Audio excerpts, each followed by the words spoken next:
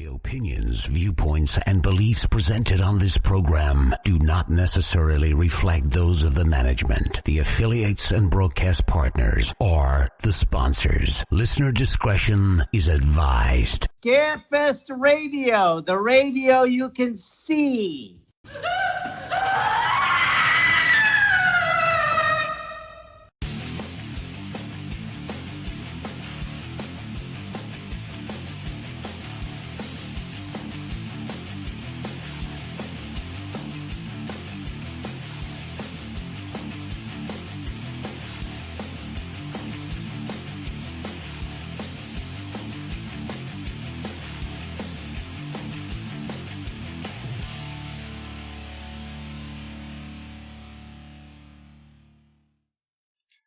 And good evening, everyone, and welcome to Scarefest Television.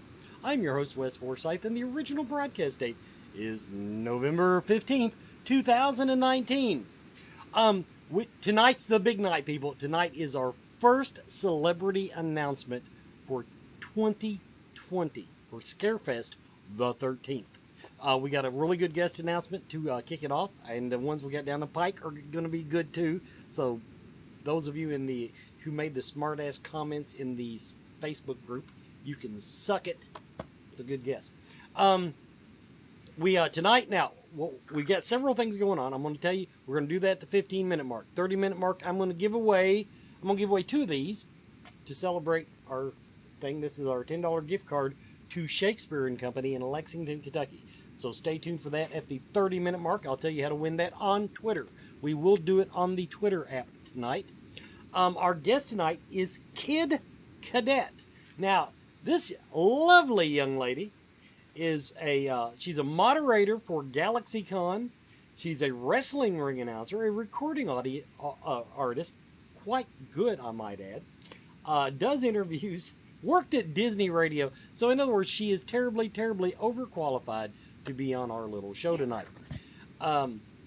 Also, now my co-host tonight is Brandon Griffith. Brandon Griffith, who is he's slightly involved apparently in the show tonight. But Brandon Griffith is my co-host, and he of course is the co-owner of the Scarefest, who we are here to represent. And that's the opening blurb, people. I got a lot of good stuff now. Stick around with us at 10 o'clock. We will, at the top of the hour, for those of you watching a replay, we do have the Braboon. The Braboon, it's a horror movie short. It's not real scary, but it is pretty cool. It's pretty cute. So we graciously, the people that made that little film let us show it tonight. We're going to be doing that. So in other words, we're going to run long. We're going to run at least till 10:15 tonight. Maybe longer. Who the hell knows? All right, let's go on and get over it. Kid Cadet, welcome to Scarefest Television. Thank you for having me. It is an absolute honor. We'll see how that works out for you. Now, I do want to say, now pass this on to the powers that be. First, I want to give a shout out to Crystal Lynn. She has been so gracious to us at GalaxyCon, getting the whole Scarefest Television media team that we wanted to bring with us involved. She's worked with me very closely to get you involved in the show. I want to give a shout out. GalaxyCon, before I even walk in the doors, is a top-notch outfit. So I would have to agree with that 100%. Now, how did you get involved with GalaxyCon? GalaxyCon, everybody, now you may not know it, everyone. Of course, last year was called SuperCon, which incidentally was a suck name. I'll say it because I know some other places named SuperCon. But it was a good convention. Don't get me, we went last year. It was a great convention. How did you get involved with this organization doing what you do? So I think it was a matter of being in the right place at the right time. I met Mike and Sandy, who are the owners, and they happened to be looking for a new host. And I was there through the wrestling aspect of it. That was always my favorite thing, was wanting to interview wrestlers. And so that kind of got me through the door. And they were having a convention down in Miami. They needed someone to host a panel for Austin St. John, who was the original Red Power Ranger. And I was their girl. So that was my first ever panel. And I always say it was being in the right place at the right time.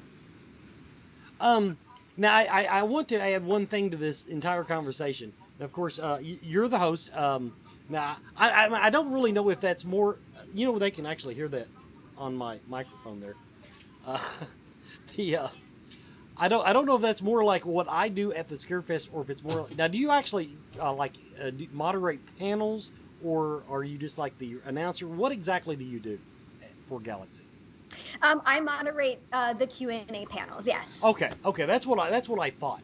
Now, I just want to before I bring Brandon on, Scarefest, we really need to step our game up, because she is so much better looking than Joe Lewis and his bunch. I'm just going to throw it out there. I love you, Joe, but yeah, this is a whole different game here. Now, here's a softball question for you before I throw you over to Brandon. Mm-hmm. Doing GalaxyCon, have you ever had a fangirl moment? Oh my gosh. Every single panel I have a fangirl moment. To be honest with you, all of the guests that I've had the opportunity to work with, interact with in some way, see them in the green room, my heart skips a beat pretty much before every single panel. I've been very blessed and very fortunate in that way. Some more so than others. I do have my fandoms. I'm a huge fan of Alice Cooper, Mick Foley, Ric Flair, Batista. I just got to host a Q&A for Batista, and it's one of those things where in the moment I like look next to me and I see them sitting next to me and I'm like, wow, this is really amazing. I don't take any of these moments for granted. So yeah, I fangirl pretty much every convention, every single panel. Brandon, over to you.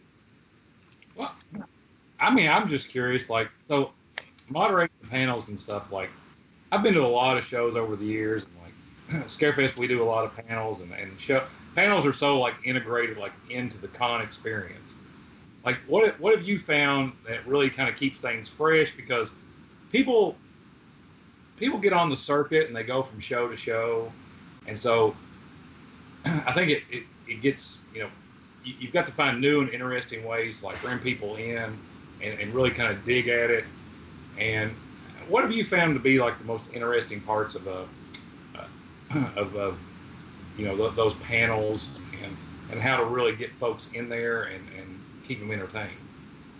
Sure. Well, as far as myself and the other incredible hosts that we have at GalaxyCon, I think we all bring a certain type of uniqueness. We have one of the other hosts, his name is Patty, and he's really good at finding some obscure facts that maybe no one else has ever asked them before.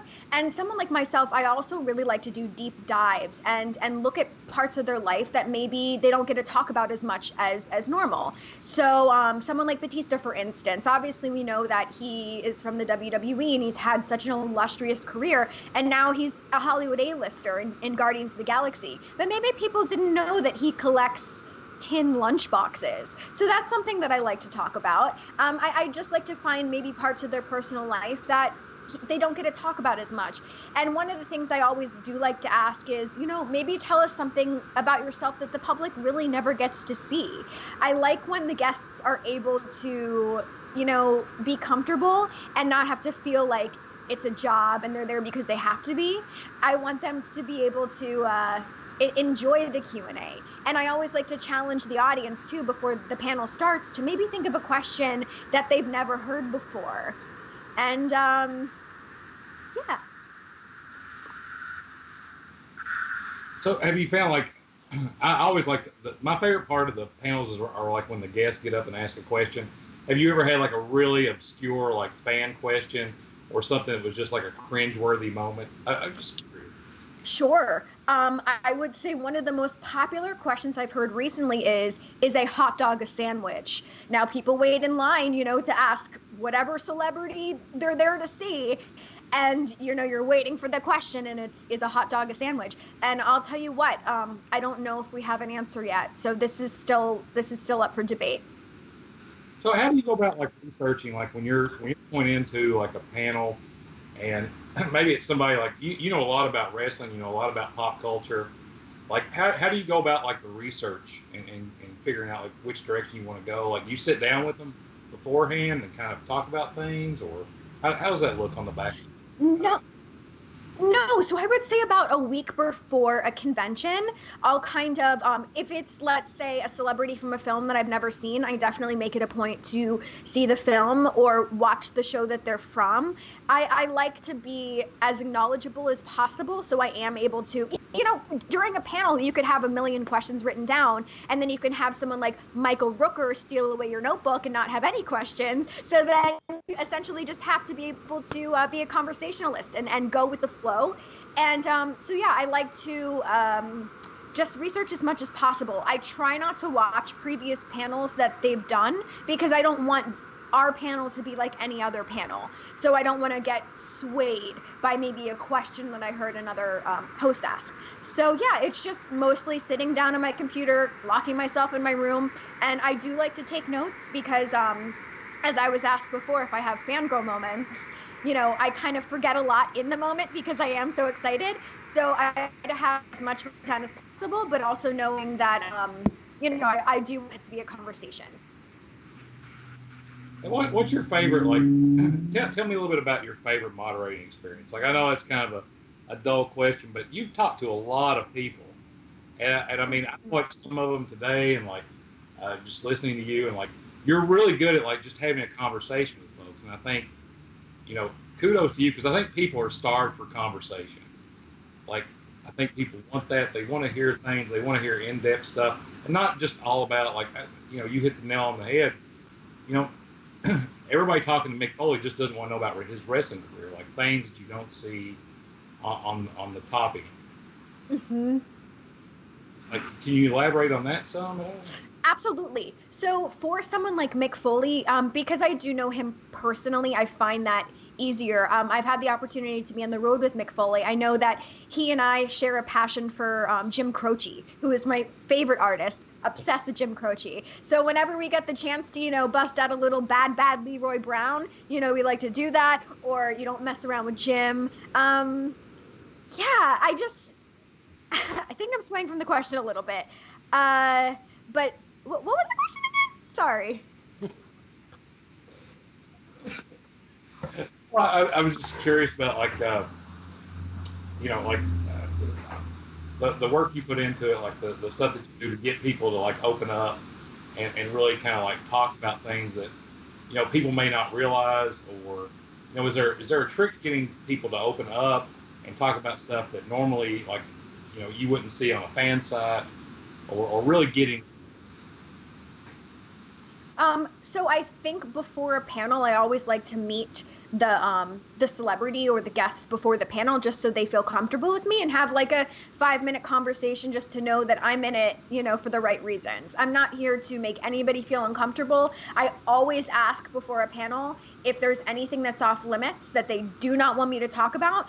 In the chance that somebody in the audience does ask that question, I can rework it in a way that the guest doesn't feel uncomfortable and the person in the audience doesn't feel uncomfortable either. So I like to just kind of establish, I'm a friend.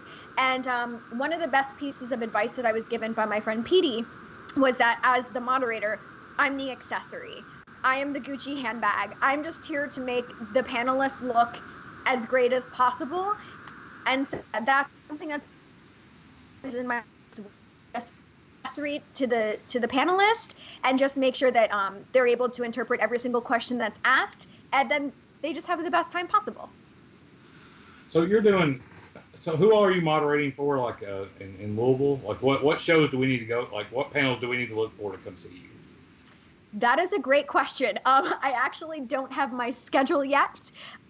It's been super busy because we're just, on the tail end of Minneapolis, which was a fantastic success. So I'm hoping to have some of the same panels from there. We had Batista, we had Christian, who's one of my favorite wrestlers of all time. And I'm hoping to have both of those again in Louisville. So if they're watching and they're doing the schedule right now, pencil me in. I'm good to go. So do you like, I always sit down with my moderators and like, I try to figure out like who's the most passionate about who we've got coming. And we try to work that out beforehand, like just on the back end, you know, like where you know, who do you really want to sit down and talk with? Like how many moderators does Galaxy have? Like, Okay, so we have, let's say 5, but we also have a couple other celebrities that we bring in, like Guy Hutchinson, who does the Drunk on Disney podcast, and he gets to host panels as well. And then also Lisa Correo, who's from Nickelodeon, and she tours with Patton Oswalt. She will host panels as well. So we have a good 5 to 7. And like I said, we're all different, and we all have different fandoms. And I think that's what makes us so unique. And I completely agree with what you said. You place people with who you think that they're the best fit for, and thankfully we have people all over, you know, that work well with all the different panelists. You ever gotten into a knife fight with anybody about wanting to moderate the same person? Say that one more time. Have you ever gotten like, so you and the other moderators, have you guys ever had to like duke it out over somebody that everybody wanted to interview? Oh yeah, we duke it out all the time, and I usually win because I got these crazy nails. So like they don't want to mess with me. Yeah. No, I would say no. I'm not serious about that. We normally are very good about divvying things up. Okay, we need to hop over to. Sorry, I'm losing the sound here. We're fine. We're gonna go ahead. We're gonna take our commercial break, everybody. We'll be right back. As soon as we come back from commercial break, we have our first celebrity announcement for Scarefest 2020. We'll be right back. Everyone is talking about CBD oil, and it seems like almost everyone is using it.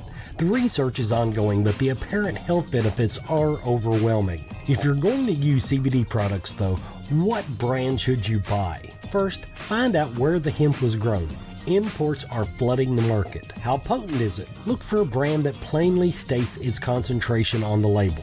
And look for full spectrum CBD.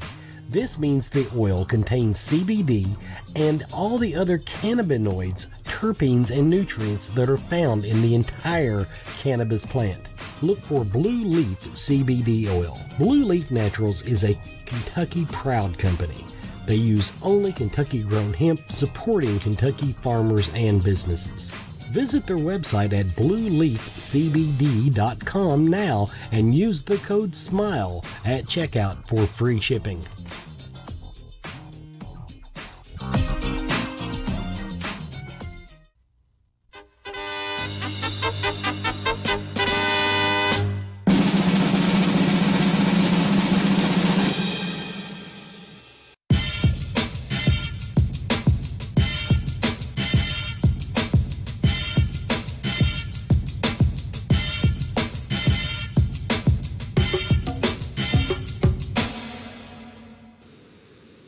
That's right, everybody. We have Tony Todd. We have Tony Todd. Brandon, you didn't even look at the screen. Did you even see the really nifty little video thing I did to make our guest announcements this year? Here, I'm from Eastern Kentucky, but I've learned how I can look at 2 screens. I've got the same thing going on here. And yes, okay. I've worked my ass off to get that little music video clip thing going. And then he's just watching his screen, probably looking at porn or something. Anyway, Tony Todd. Tony Todd. Of course, everybody, Candyman. That you were able to lay down in the background. But it's the music. It's anyway. Of course, now one of his recent ones that's out is Candy Corn. But you know what? I hate to admit it now. I didn't realize. I knew he'd been in a lot of movies, but he has done some of my favorite TV shows. He was the voice of Zoom in Flash. I had no clue. You watch The Flash? Yes, I am caught up on Netflix. And I don't, I don't take time out of my important schedule. I binge watch it. But yeah, The Flash. He was on the Orville, which I'm not. I haven't decided if I like that yet. But what was the other one here that just impressed the hell out of me? Then it was just. He's a horror, and like he was like one of the first movies I watched when I was growing up was like the 1990 John Russo Tom Savini's remake of Night of the Living Dead, and of course he was in it, and so that was one of the first things I ever watched growing up, and like I thought he was amazing in it, and then to this day, Candyman. I'm a huge Clive Barker fan. Like all of his work is amazing. Candyman scared the shit out of me, and like the whole concept of like going in the mirror, like that's one of those movies. Like I watch a lot of. I have a hard time watching that one and like going to the bathroom.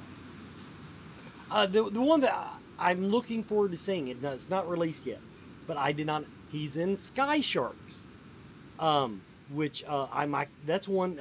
God, it's been done. It's been in the can for like 2 years. They're putting all this CGI into it and post production work, but I'm looking forward. That is one that we've talked about on the show, and I've seen the previews. I'm really looking forward to that. So everybody, Tony Todd is coming to Scarefest 2020. Now we're going to go back to our guest, Kid Cadet, who is the moderator of GalaxyCon coming up next weekend. That's November 22nd through 24th in Louisville, Kentucky. Now, how long has GalaxyCon? How long have they? Do you know how long they've been doing conventions in general? I realize we'll kind of break it down where they've got 4. But do you know how long they've actually been doing these conventions? That is a great question. I actually don't. I know it's been a while. I know that Mike Broder started off with smaller conventions in the Miami area, and now they've grown to be, the massive animal that they are now. I don't know how long it's been, though. I honestly don't have that answer. Well, now, are they still doing Florida? And the reason I asked this, I went to the actual GalaxyCon corporate website, and they, of course, list Louisville, Minneapolis, Richmond, Virginia, I'm assuming, Raleigh, Raleigh's North Carolina. I'm geographically challenged. Now, that's the one that freaked me the hell out, though. I don't think of Raleigh as being that size market, expecting 55,000 people to Raleigh. That was like I'll be honest with you. We've already pretty much outsold that venue. The last year's Raleigh was so massive that we had a bunch of the celebrities kind of making a video for the city to show that we need a bigger venue. It is massive. They love it there in Raleigh. That's an idea, Brandon. We could do that for Scarefest. Only the thing, we don't need a bigger venue. We need more parking. That's what we need. But now that really amazed me, because now Louisville, 20,000 attendees. That's what they're listing on the website. That's what I would have guessed. I will say, I don't know whether to credit GalaxyCon for this or the actual convention center. The crowd flow was very, very good last year, as far as coming in and out, moving around the floor. I never felt bottlenecked or congested. So ballpark, do you know how many warm bodies it takes to do one of their conventions, or at least Louisville, for example? No, I am not the person that will help with the numbers, but I will say that I do credit it to GalaxyCon as far as line control and all of that. We have a lot of incredible volunteers that are there because they want to be, and they're they need to be and on time.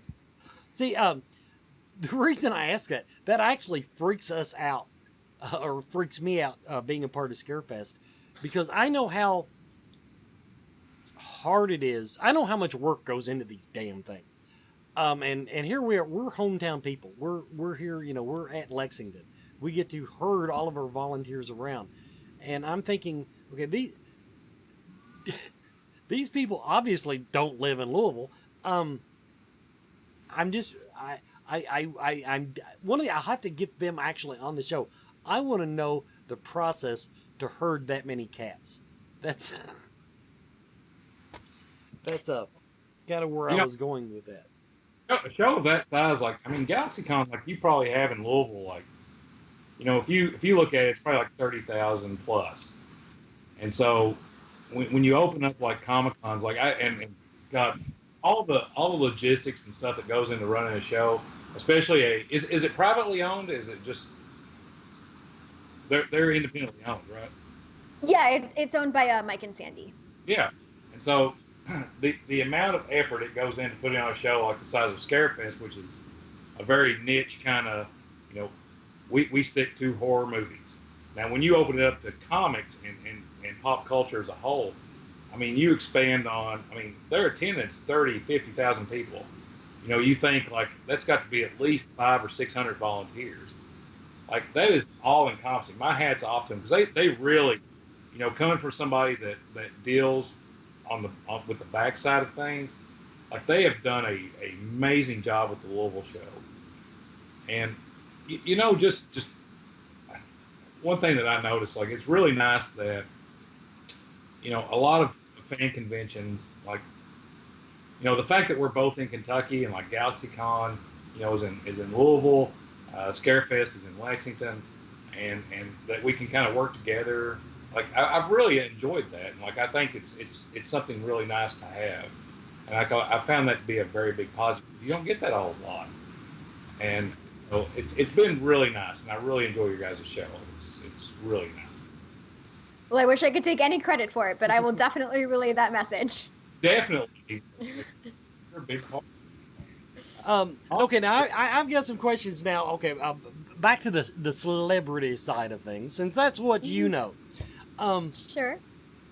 In your now, this I'll just let you pull from history, and also you don't even have to name names.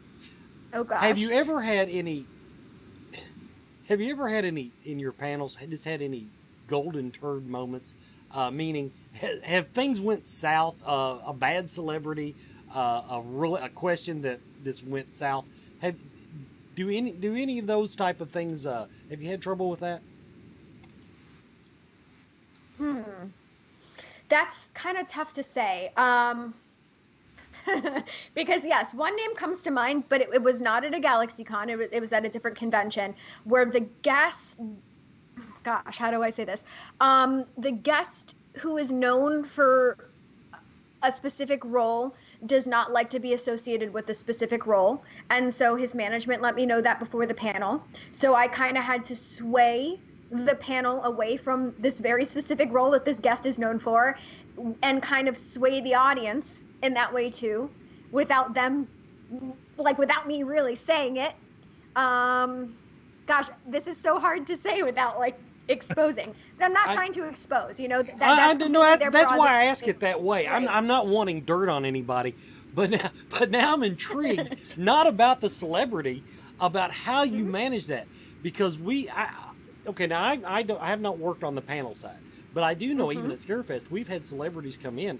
Now, obviously not the same one, because every one of them that comes to mind is a woman in our experience.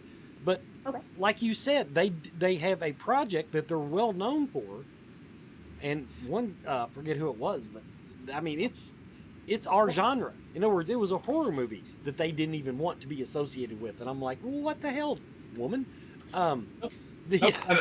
Sometimes people will come in here and they'll be like, "Now," and I've seen this firsthand. Like the stipulations are so like no use of vowels during the interview. Only use articles, and like it's very specific. Like you can only ask or talk about certain things, and so yeah, I can't. I can see where it would make it very difficult, because like I've seen stipulations like placed on those comments. To finish the question, how did you steer the crowd? Now I get it, you know. So right, the thing that I did was when a person, because when I opened up the panel to kind of talk to the guests for the first 10 to 15 minutes, and the project in question was not talked about, we talked about a bunch of other things, incredible things that this particular guest has done. And the first person in the audience to ask a question was about this project in question. And I was like, well, here's the thing. I was like, we're not going to talk about it today, but if you want to watch the film, it is currently available on Netflix, and you can go home right after this panel and you can watch the film and enjoy it like we all do. And then people started to realize we weren't there to talk about that specific thing, and that was kind of the end of it. It was really easy to kind of get around, because I think it became very apparent that we weren't there to talk about that. Kudos to you. We're going to take our Thanks. commercial break, everybody. When we come back, we're going to do our giveaway. Two $10 gift cards to Shakespeare & Company. We're going to do it on Twitter as soon as we come back. Everybody, you're watching Scarefest Television with our guest, Kid Cadet, representing GalaxyCon.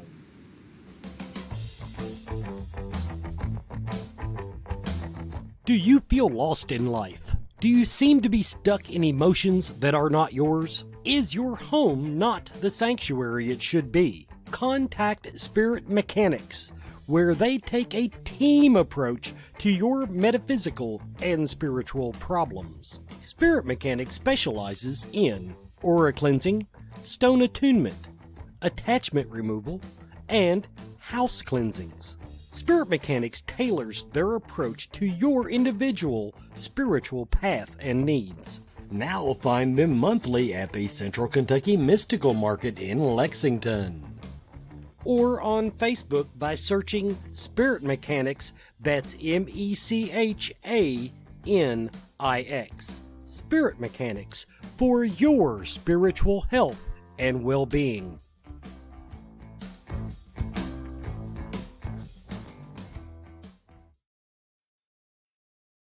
Okay, fans. Shakespeare & Company on Twitter, you have to tag at the Scarefest. Now, you don't actually... Let me explain the rules here. I'm going to tell you what I want you to tag at the Scarefest with. It's just a sentence, no hashtag. Actually, we'll hashtag it. I decided we'll hashtag it. I'm going to make it harder. If you want to win two $10 gift cards, that's $20 that you can spend at Shakespeare & Company, Cafe, Bar, and Restaurant, 367 West Short Street, downtown Lexington. Tag at the Scarefest with I love hashtag GalaxyCon. And make sure GalaxyCon's one word, so the hashtag. But that's what we're going to do tonight. On our feed, I want to see hashtag I love GalaxyCon. Even if you don't mean it. Even if you're not into pop culture. Even if you're just here for the paranormal. It doesn't matter. If you want this, that's what you got to do. We'll be right back.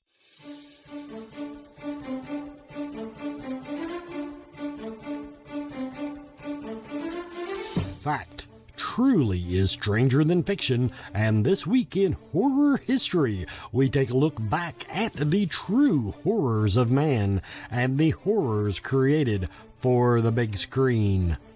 We begin this week in Cincinnati, Ohio, in the year 1934, where a bouncing baby boy was welcomed into the world. This boy began his life sweet and innocent, but in 1969, he would rob the country of its innocence and effectively put an end to the 60s and free love. We, of course, are talking about Charles Manson, the leader of the infamous Manson family. Although Manson has never been directly linked to any killings, his followers, however, are best known for the Sharon Tate and LaBianca murders. Despite his lack of direct involvement in those murders, Manson will forever be one of, if not the best known, serial killers ever. After his capture and conviction, Manson spent the remainder of his life in a California prison where he died on November 19, 2017. We now take a look back to 1974 in the small town of Amityville, Long Island, where on the evening of November 13th, Ronald DeFeo Jr. walked into a bar and asked for help, stating that his parents had been shot. When the police arrived to the home at 112 Ocean Avenue, they would discover the bodies of both of Ronald's parents as well as his 2 younger brothers and 2 younger sisters. All of them had been shot to death. Despite his denial of the murders, Ronald would later be found guilty on 6 counts of murder and sentenced to 6 life terms. The home where the murders took place was later sold to the Lutz family, who lived there for only 28 days before moving out, claiming they were terrorized by paranormal activity. These claims later inspired the Amityville Horror book and movie. The movie quickly became the highest-grossing independent film of all time and held that record until 1990. The cryptozoology world had a milestone moment this week back in 1933 in the Highlands of Scotland. A Scottish man named Hugh Gray was out walking his dog along the shores of Loch Ness when he allegedly captured the first known images of what is known as the Loch Ness Monster. Despite this image being debunked, it undoubtedly skyrocketed Nessie into the spotlight and fueled generations of speculation. Horror movie history had a major debut this week back in 1984 when Wes Craven disrupted our dreams and welcomed in new nightmares with the release of A Nightmare on Elm Street. The movie introduced us to one of our all-time favorite horror icons, Freddy Krueger, and skyrocketed the career of Freddy himself, Robert Englund. The movie was also the debut of movie star Johnny Depp.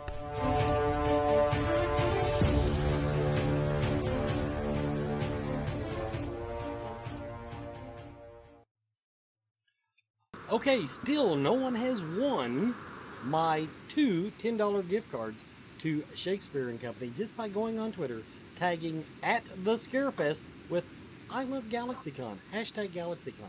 I'm searching for hashtag GalaxyCon. That's what we're looking for. Brandon, I'm going to let you close out the interview. You got you about 5-10 minutes. Oh, so I noticed when you show me your, like when you flash the hand, you've got some tattoos on there. Like what? Yeah, what all we got going on there? Like, On the hand? Oh boy. So a donut, got a rocket ship. Wait, Huh? Can you show the donut? I want to see the donut. I don't know. How well can you see it? It's on my thumb. There we go. Okay, I see the donut. Got it. Got the donut. I have a bat. This is so exciting.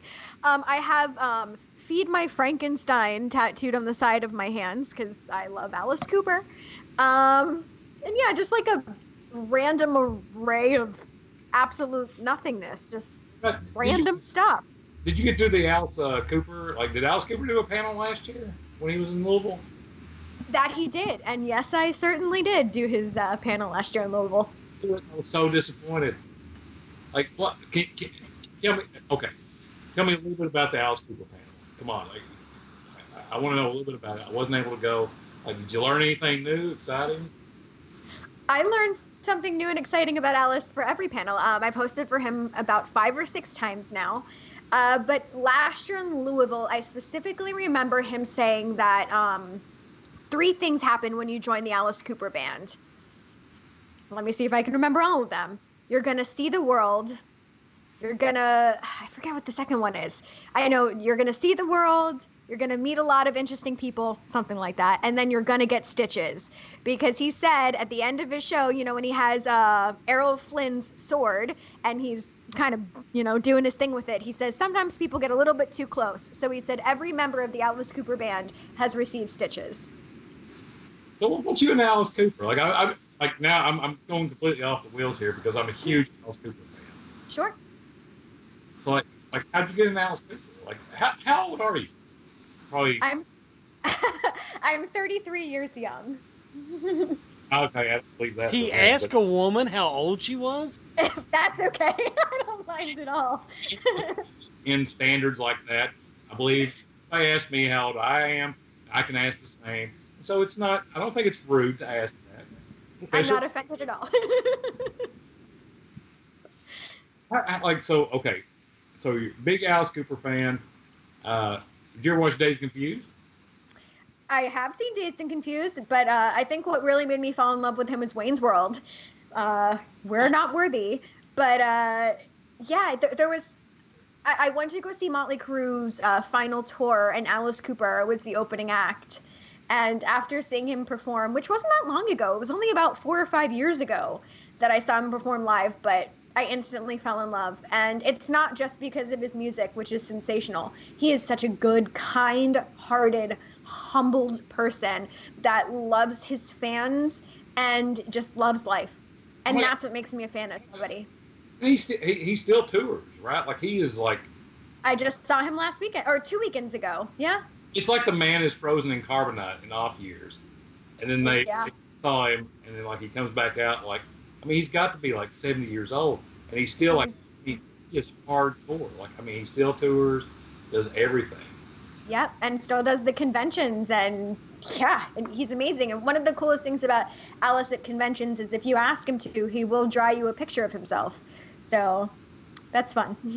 Oh gosh, I didn't realize that. And Bob works with him, and like I love Bob. Bob is good people. I got to pick Bob up at the airport because he works with David Howard Thornton from Terrifier. Love Terrifier, love Damien Leone, and yes. Oh, it's an amazing movie, and like that guy's going places. Like, I think he'll be a Kane Hodder, and like, I mean, you guys have Kane Hodder coming to Louisville this year too. Yeah, we do. I asked for that panel, but it's at the same time as Mick, so we'll see how that works out. Damn it! No, Kane is so awesome. Like, I watched him. We had a news crew come in and do a show at Scarefest because Kane is one of those guys that he can do a show in Louisville in March, do a show in this is Kentucky geography, can do a show an hour down the road the same month, and he will make a shitload of money, and people will always come see him. Like, stop.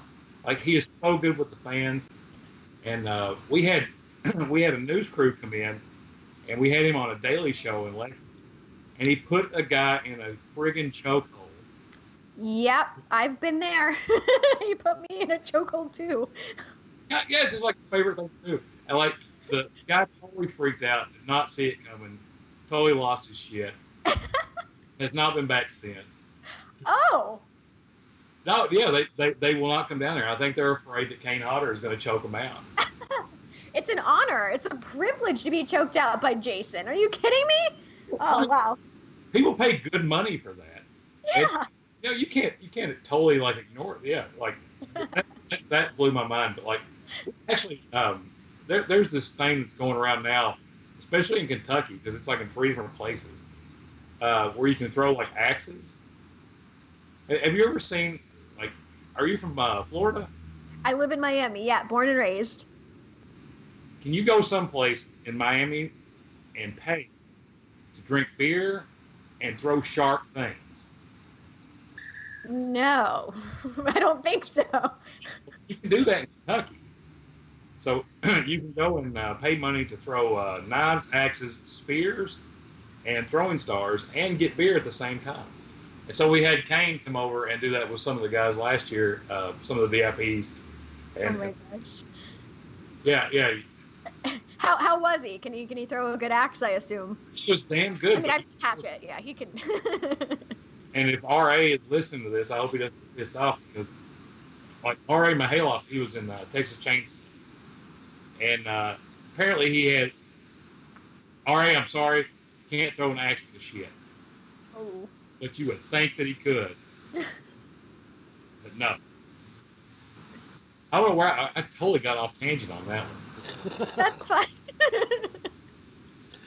Well, that's okay, because we are at the end of the interview time. Everyone, we've been speaking to Kid Cadet. Now, of course, she is the panel moderator for GalaxyCon Louisville and GalaxyCon everywhere else. Come to find out, it's. You got to take a page out of her book real quick. So, Kid, is there something you can tell us that nobody else would know that you haven't told yet? I missed the question. My thing just froze. Ask me one more time. Is there something you can tell us that isn't common knowledge that you can lay out here for us? In regards to what? You. Things was to do people to open up was to ask them something that that people don't know commonly. So like if they had like a tattoo of a Bigfoot on their back, or like something that people wouldn't normally know. About myself? Yes. Oh gosh, something about myself. This isn't my natural colored hair. I don't know. This is a tough question. People normally aren't asking me the questions. What's a cop? No, just something that isn't known to like the people that are listening and like on your social media. Like, what is something about you that they wouldn't be able to pick up from a website? I made out with Aaron Carter when I used to work for Radio Disney. Okay, that's good. It's not good, but God. There we go. Everybody, first of all, I do need to announce, what do you call yourself? MJ-AKF supporter. It's Mary Jane. Mary Jane, you have 2 $10 gift cards. I'll probably see you here real soon, so I'm not going to mail them to y'all. I'll hand them to you personally. But we do have a winner on Twitter. She kind of dicked up the hashtag, but she hit the tree. She just missed the target. So I'm giving it to her because I like to get this stuff done. But she did tag at the Scarefest with I Love GalaxyCon. Her just butchered the spelling is all. Anyway, we're going to do our final commercial break. Everybody stick around. We got a lot more stuff. I've left it up to our lovely guest whether she wants to sit through and watch the show or hang up and unceremoniously. But once again, kid, hope to get to meet you next weekend, and it's been great having you on the show. Thank you guys so much. I look forward to meeting you guys as well. We're going to make it happen. We're going to meet. There you go. Look for Santa. Okay. I'm a Jew, but...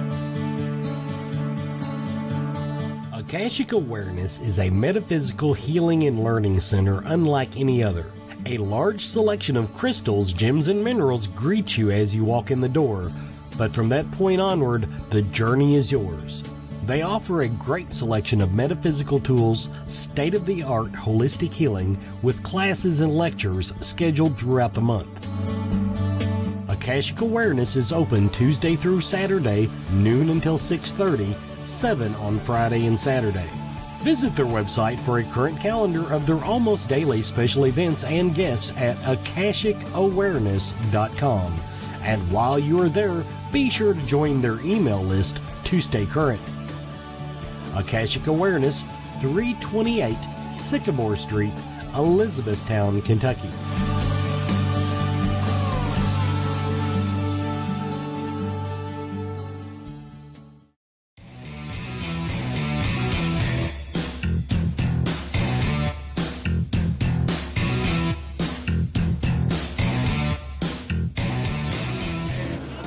Hi, this is Cece Ann with Scarefest Radio and TV here in Baltimore, Maryland at the World Oddities Expo.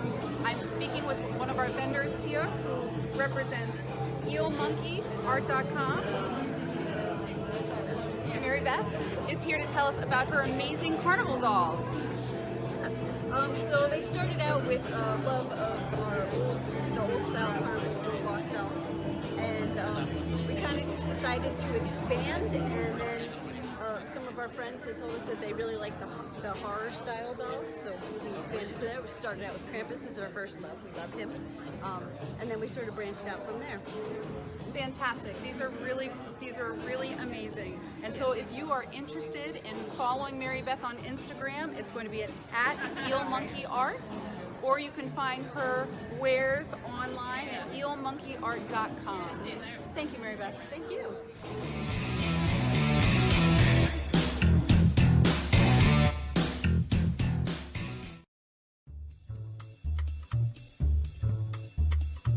Hello, Scarefest fans. It's Joe Lewis of Bonehead Weekly with another horror movie review. Hard to be really scary if you got an old crow medicine show hat on. But that's beside the point. This week, I wanted to do something other than Stephen King, but I don't know if you've noticed, there's several Stephen King horror films that have come out in the last few months. Not my fault. This one is called In the Tall Grass. Now, I actually haven't read the novella that it's based on, which was written by him and his son, Joe King. I've met him. He's a very nice guy. And I didn't know a lot about it, but here's why I was excited. Other than Stephen King. It was written and directed by a guy named Vincenzo Natali. Now, you may not know who that is, and that's okay. That's the cool thing about the way I review these things, or at least that's the way I like to do it. He's a director who gave me two of my favorite, one good film and one of my favorite films. One of them being Cube. If you've ever saw the original Cube, he directed that. And to talk about how creative he is, because they only had the one cube and to switch it around, is amazing to me. But he also gave us another film that most people have never seen, and I highly recommend it, with Adrian Brody, called Splice. Splice is a fantastic film with a wonderful character arc of both of the main characters. Now, that's not about this particular movie. I just want you to go out and see Splice. He also directed several episodes of the Hannibal series, which I also love. Here's what In the Tall Grass is about. You can get it on Netflix. You can watch it. It's not in the movie theater. That's where it came out on, Netflix. And hopefully most of you have Netflix accounts. In the Tall Grass is about this young woman who's pregnant and this young man, whom we later find out is her brother, are driving through, could be anywhere, Kansas, stop at an old church. They get out. There's tall grass, and they hear a little boy screaming, begging for help. And then they decide to investigate. And think Twilight Zone and Stephen King, and you're almost there, because everything goes to hell. There's another family that plays into this. The father, Patrick Wilson, famous actor. They get in there as well. The less I tell you, the better you are. And if you're looking for an explanation of why the tall grass is the way it is, or how you kind of get a slightly, not so much, not giving too much away, happy ending that isn't probably as well earned as it should be, well, I can't help that. But I do recommend, if you have Netflix, to check In the Tall Grass, because I liked it quite a bit. Now, did I love it? No. Is it the best thing I've ever seen? No. Is it the best movie by Vincenzo Natali? No. That's called Splice. We already talked about that, remember? But this is a good movie. It's very enjoyable to watch on Netflix on an afternoon. What is it you kids do? You Netflix and chill, and that's just where you sit around and watch Netflix and chill, right? Well, Netflix and chill while In the Tall Grass is playing on your TV boxes. This has been Joe Lewis of Bonehead Weekly. Thank you so much, and I'll see you next week with another spooky review. I'll stop with the bullshit. Thanks.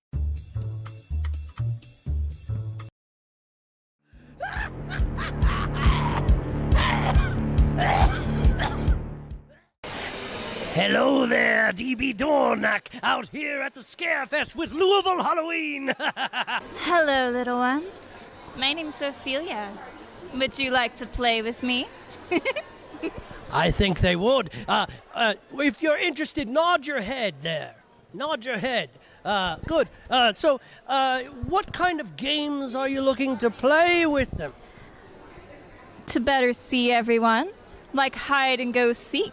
Ooh, and I think that possibly she's uniquely gifted at seeking. Look at all these eyes. And tell us a little bit about the art that was put into making this wonderful piece of artwork here. My master created me from polyform. She sculpted this within a part of 6 months. And my sister, Ixnia, you can see her tomorrow. Ooh, very nice. And what did you say that was called? Polyform clay, children. Polyform. I met a polyform once in college, but she wasn't interested. It is wonderful speaking with you, and I thank you so much for coming out and showing off this wonderful bit of cosplay that you have. And we've got a lot more coming up right here at Scarefest of Louisville Halloween.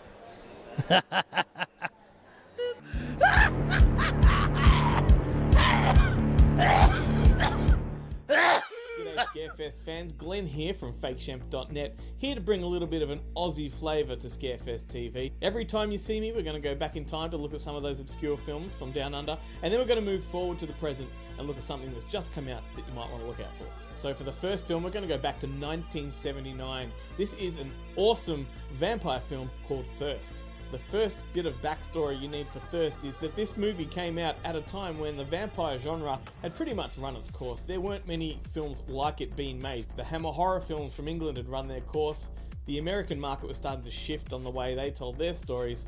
And so for us here in Australia, Thirst came at the right time. It was classic and yet fresh all at once. So it took the classic vampire lore or mythology, if you will, and gave it a whole fresh new take. The story is about a cult. Well, they kind of present themselves more of a day spa or a mental health retreat, if you will, where they recruit people by telling them that they've got a legacy. If you were just to wander into these facilities, you would see patients roaming the grounds with swimming pools and golf and all these kind of luxury, leisurely activities, but they're in a half comatose kind of state. Doctors walk amongst them in scenes that are really reminiscent of other films of that time, and yet the sinister underbelly of the story is that, of course, this is not a day spa.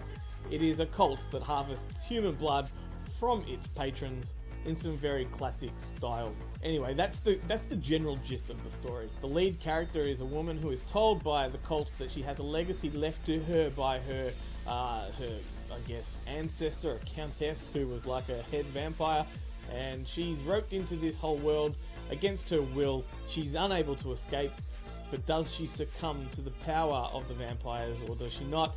I'm going to leave that for you to discover, because this is a movie you definitely want to track down. Unlike so many Aussie films from the 1970s and 80s, you know, which usually have a very Aussie kind of allure or appeal to them, this one is very international. Yes, most of them have Australian accents, but the actual production value and the production design is of an international standard. As with so many films from then, there's an international cast at play here just to sell the film to the international market. David Hemmings was a famous UK actor who made all kinds of movies both in America and the UK. He was in Gangs of New York, Gladiator, League of Extraordinary Gentlemen, and then there was Henry Silva, who was a classic American actor that you'd know his face. He was in things like The Manchurian Candidate, Above the Law, Dick Tracy, heaps of others. And so with those names blended in with the Aussie faces, you've got a really appealing film. If you're a real diehard kind of horror fan, you might like to know this one was produced by a guy called Anthony Ganane. He is a name synonymous with Australian exploitation. He produced almost everything that came out of our country that had blood, breasts, sex, violence.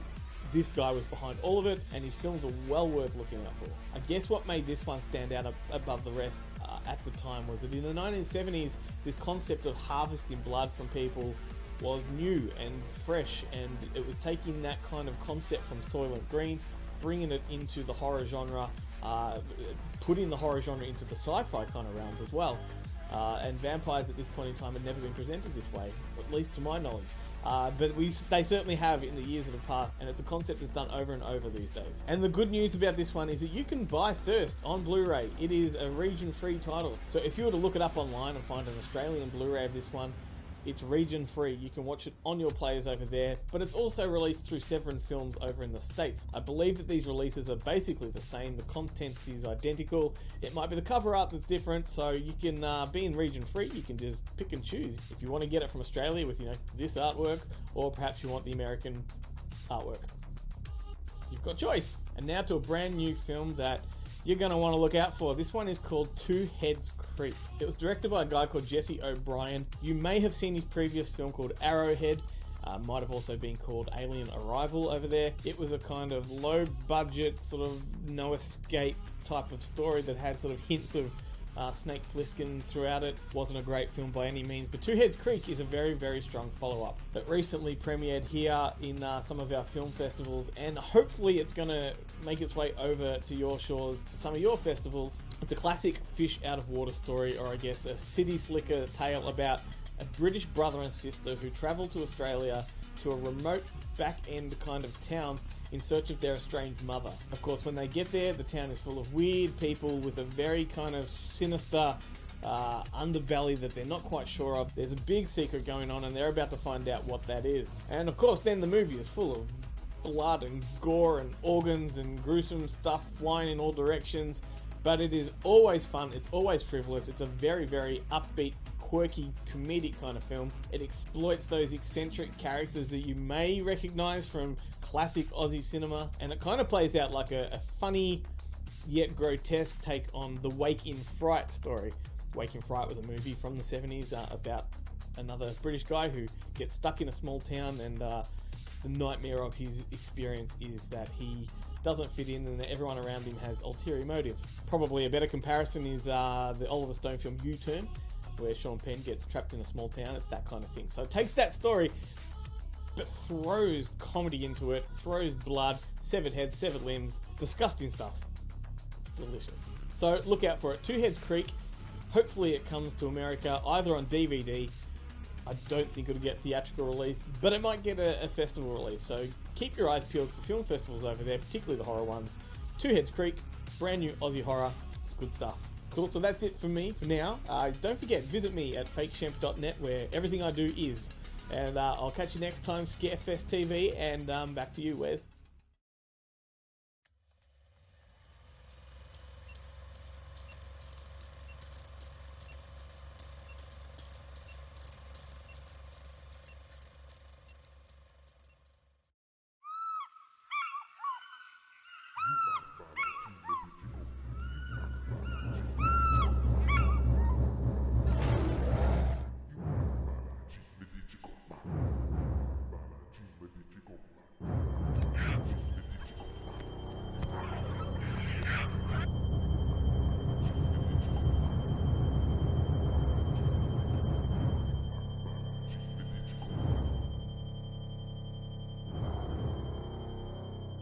This transplant is not going to be easy, Brad. Necessary for you, given your problems are largely hereditary, but not easy. First, we're going to make a large incision in the chest cavity, 6 to 8 inches in length, for the heart removal. Then, we'll have to open your rib cage to access the heart. Now don't worry, you won't feel a thing. We'll have to keep you heavily sedated for several hours during and after the procedure. Next, we're going to remove your heart completely. All arteries and so forth will remain in place for the reattachment, just no heart. During this, there will be a small defibrillator/pacemaker device, keeping the blood flowing to and from the heart area. From there, we move into the reattachment stage of the procedure, where we will place the baboon heart inside your body. Then, we will do all the necessary attaching of arteries to the muscle. Once everything is reset in the chest cavity, we will administer a significant electric shock directly to the heart to start the pumping. Once we are satisfied with the heart's activity, we will close the rib cage and sew the incision. Of course, you understand that this sort of procedure is very rare, so we will need to keep you for observation for several days and nights. I hope that's okay. I know that this is a lot to take in, but I have complete confidence that this transplant will work. No more heart problems for you, for good. Not only do I believe it will work, I believe afterwards you will be a man transformed. Totally different, totally new. Now, any questions? Yeah, could you repeat all of that?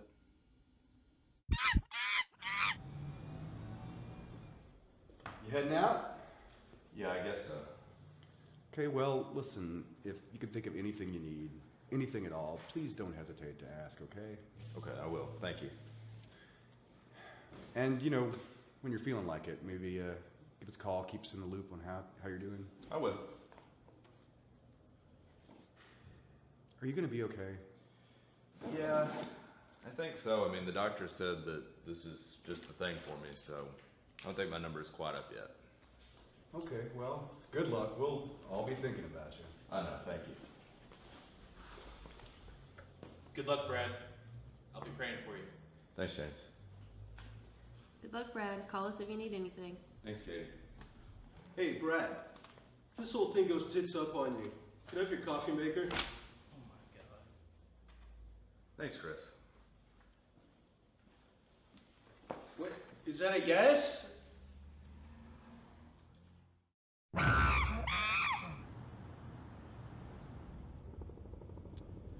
Well, this is where I'll leave you, I guess.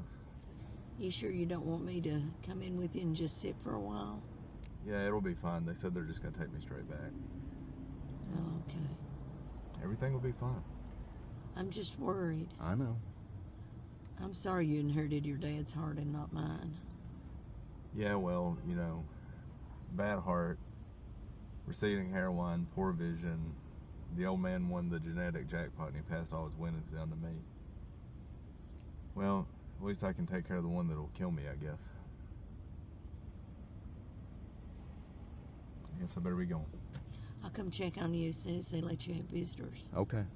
And I'll get somebody to call me and let me know when you can go home so you won't have to worry about that. All right. Everything's going to be okay. I know. I love you, Brad. Love you too, Mom. See you in a couple days, I guess.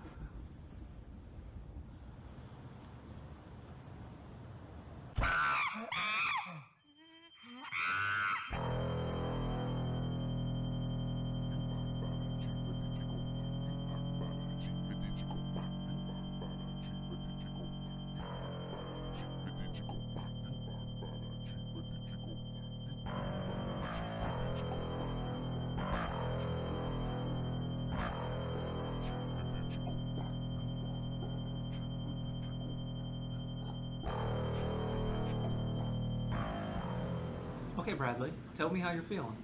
Not good. Not good how? Just not good in any way, really. Well, all of your tests came back normal.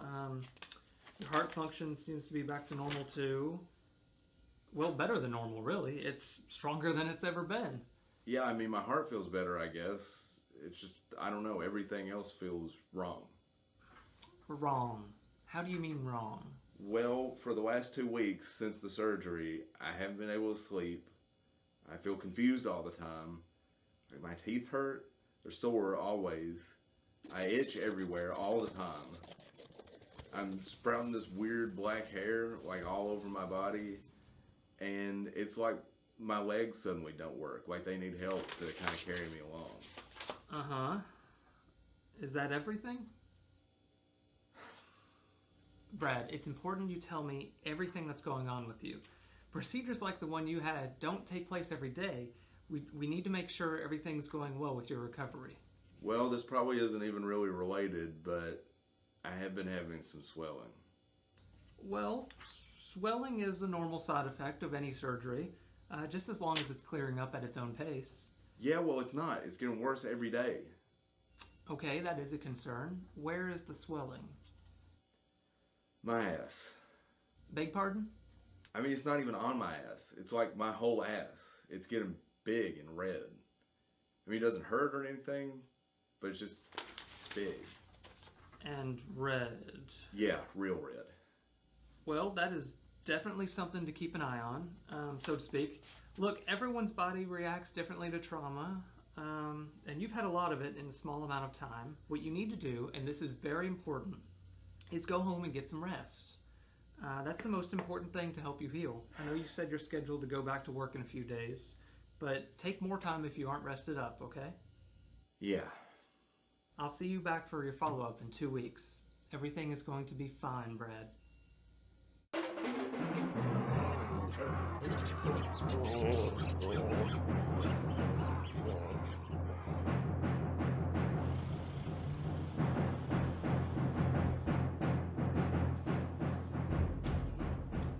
Yeah, that sounds great.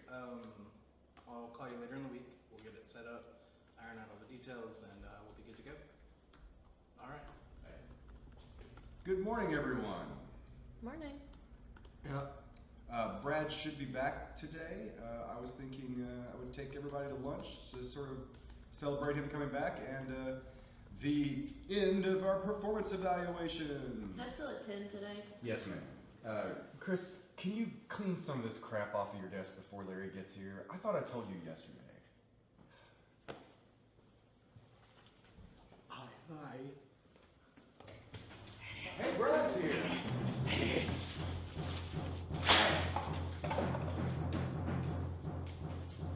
Really? At least I think that's Brad.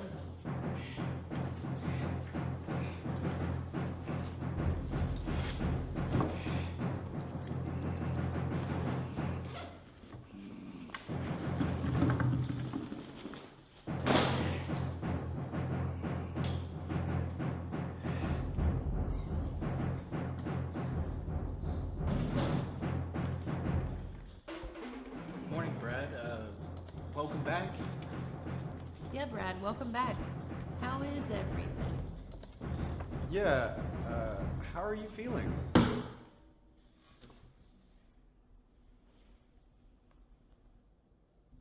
Well, finish your breakfast and then let us know how things are going with you.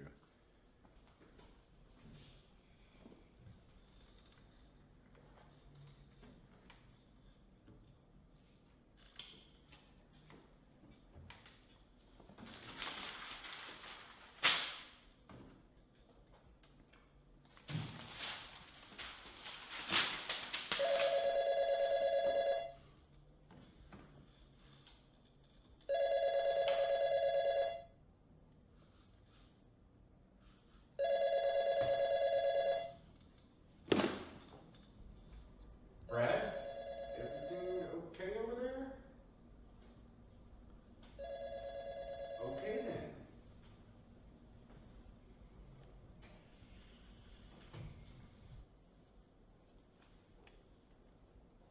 Hey, Glenn.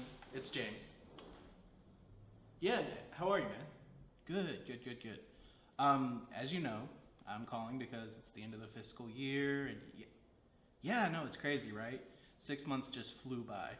Anyway, here's what I wanted to talk.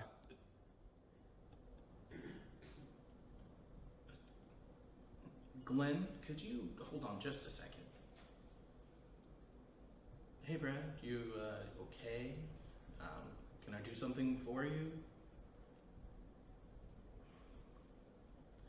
Glenn, I'm sorry about that. Anyway, the reason I was calling is we need to talk about these reports. Glenn? Glenn, I'm sorry about that. We really need to discuss these reports. And can you not see I'm working here? Sorry about that, Glenn. I just need to get this.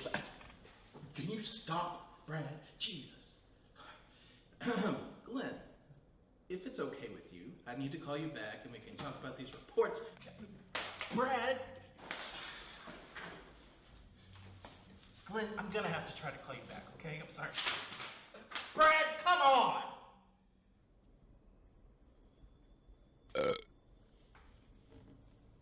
Hey, Brad. Can I help you? Oh, okay.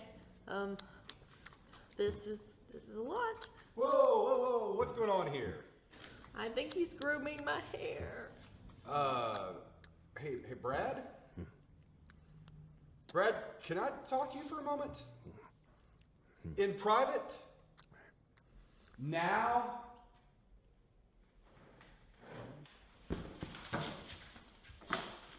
Brad? What?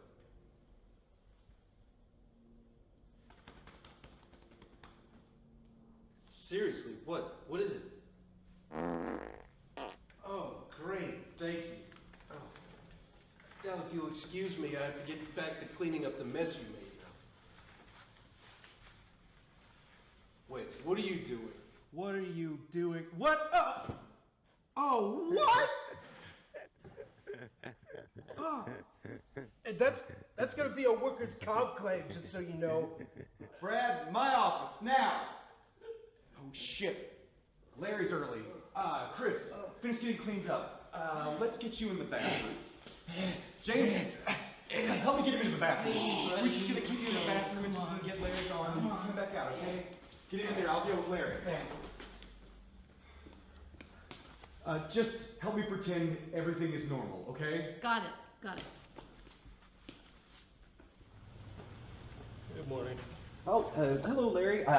Mr. Tate, sorry. Good morning. Come on in. I am in. Right, of course you are. What was that? Sorry, it's kind of been a crazy morning. Crazy how? You know, hectic year-end stuff. Stuff. Uh-huh, yeah. Right. Well, you guess you want to get started, or? Yes, and the sooner we get started, the sooner I can leave. Okay, well... what was that? Where is everybody? We have some folks in the bathroom, but just come in and Katie is here. Katie, let's see. Katie, can you show what Mr. Tate, what you've been working on?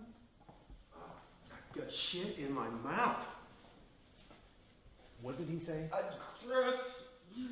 Oh, Mr. Tate. Hey, Mr. Tate, we need to talk about what just happened here. Katie, why don't you show Mr. Tate what you've accomplished this year? I'm sorry. I tried to keep him in there. What the hell is that? Oh, that's Brad. You know Brad. Brad hasn't been feeling well. Have you, Brad? Brad? Brad, what are you doing? What are you doing? What are you doing? Well, yeah, well, you just get to carry him around. I had that poo-poo thrown up. Why is he doing this? He's very creative. Brad's doing one of his creative exercises. Get off me! What is the matter with you?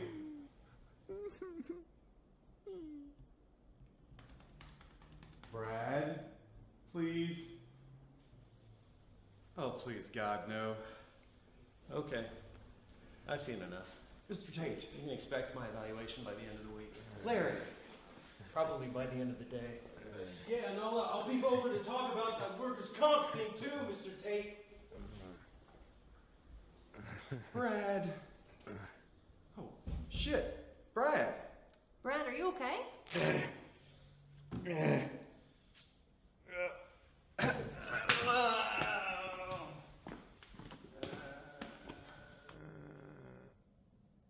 Okay, everybody get back. Let's give him some air. I'll call 911. Sweet. New coffee maker.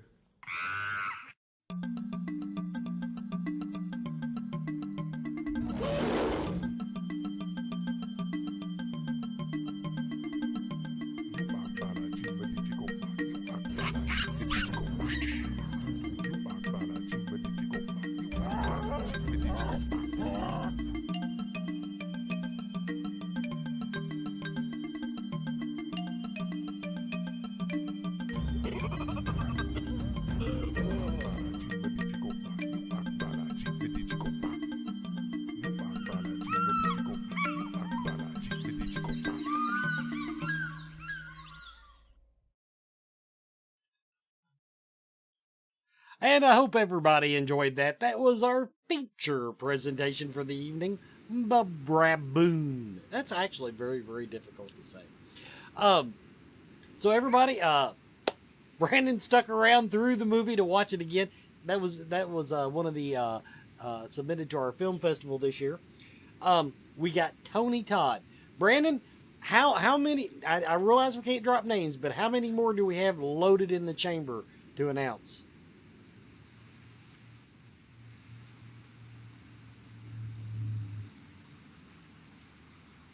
So rough, you're not counting toes. We've got 8 people that I think we'll be able to announce before January, and I'm super freaking stoked. It's gonna be people we haven't had before. It's gonna be people we haven't had in or fair mix.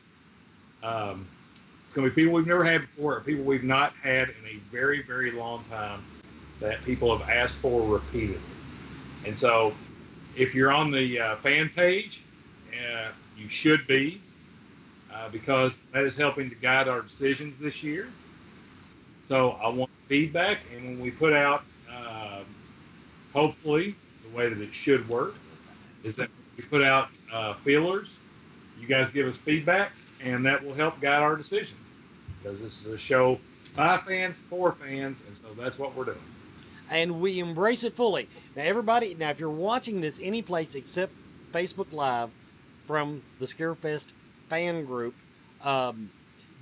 join the fan group. Go on Facebook, just do a search for the Scarefest Celebrity Horror Fandom Celebrity. What the hell? We got to change that tagline on here. The Scarefest Celebrities Horror Fandom and Halloween Expo, but it's facebook.com/group/scarefest.horror.paranormal. Join that group. A lot of good discussions going there, a lot of good memes, a lot of funny stuff.